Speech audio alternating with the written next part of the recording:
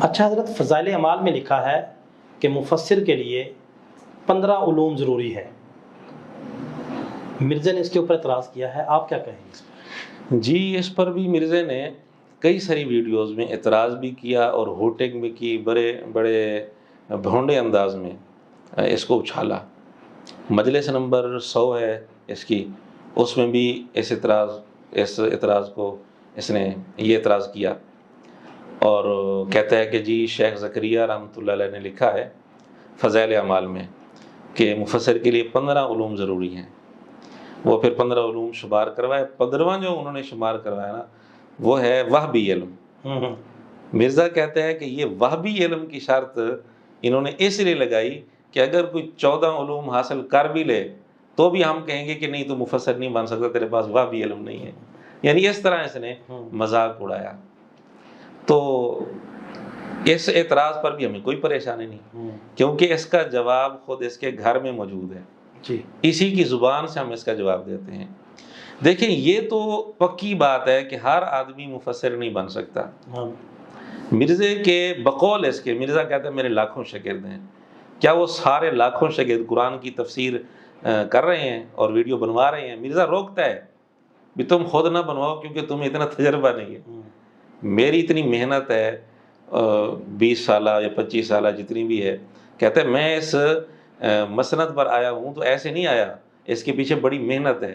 اس کا مطلب مرزا بھی مانتا ہے کہ ہر آدمی مفسر نہیں بن سکتا، تو اس کے لیے کوئی نہ کوئی معیار تو مقرر کرنا پڑے گا نا. جی، معیار، اگر یہ معیار آپ کو پسند نہیں ہے، وہ جو 15 علوم شیخ زکریا رحمۃ اللہ نے بیان کیے ہیں وہ یا تو لغت عرب کے متعلق ہیں، عربی زبان کے متعلق ہیں، صرف ہے، نحو ہے، اس طرح کی چیزیں، یا پھر قرآن و حدیث کے متعلق ہیں، علوم قرآن، علوم حدیث. اب مثلا علم قرات بھی ضروری ہے، ظاہر ہے، اور اسی طرح علم حدیث کے متعلق جو علوم ہیں ان کا حاصل کرنا، قرآن کے متعلق جو علوم ہیں مثلا اس میں سبب نزول ہے اس کا علم ضروری ہے، اور بھی کئی ساری چیزیں ہیں. تو اس طرح کی باتیں شیخ زکریا رحمۃ اللہ نے لکھی ہیں جن کا بلا واسطہ یا بالواسطہ قرآن کریم کے ساتھ تعلق ہے. جب تک ان علوم پر دسترس نہیں ہوگی صحیح معنوں میں قرآن کریم کی تفسیر کرنا بہت مشکل ہے. اور مرزا کہتا ہے کہ یہ جی اپنی طرف سے انہوں نے علوم کی شرط لگائی ہے، کہیں قرآن میں تو شرط نہیں لگائی گئی، حدیث میں تو شرط نہیں لگائی گئی.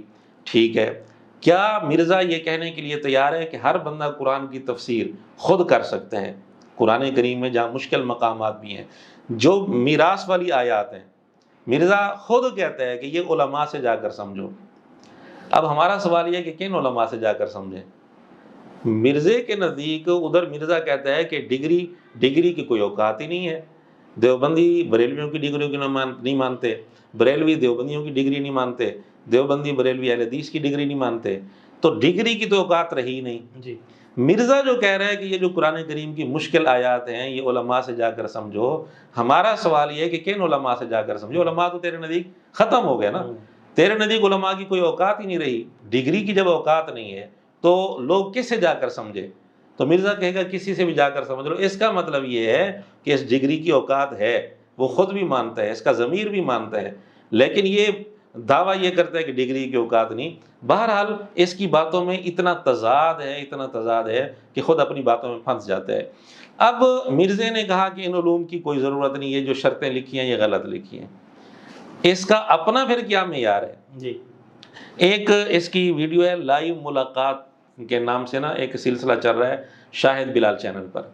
لائیو ملاقات نمبر 39 ہے، سلسلہ نمبر 39. اس میں تقریباً 47 منٹ پر ایک آدمی آیا، اس براہ راست اس سے سوال جواب ہوتے ہیں. تو ایک آدمی آیا، انڈیا کا تھا.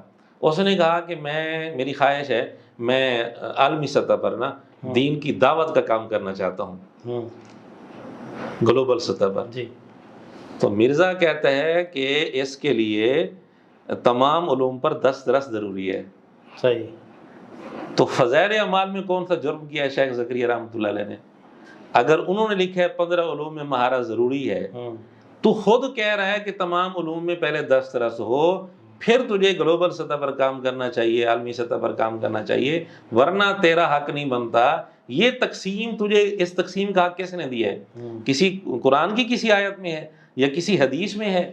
فضائل اعمال میں اگر یہ بات ہو تو یہ جرم ہے، خود بات کرے تو اس میں کوئی مسئلہ نہیں ہے۔ فضائل اعمال میں تو پھر 14 کا ذکر آ گیا نا، تو اس نے تو تمام تمام 10 طرح ضروری ہے، مہارت ضروری ہے۔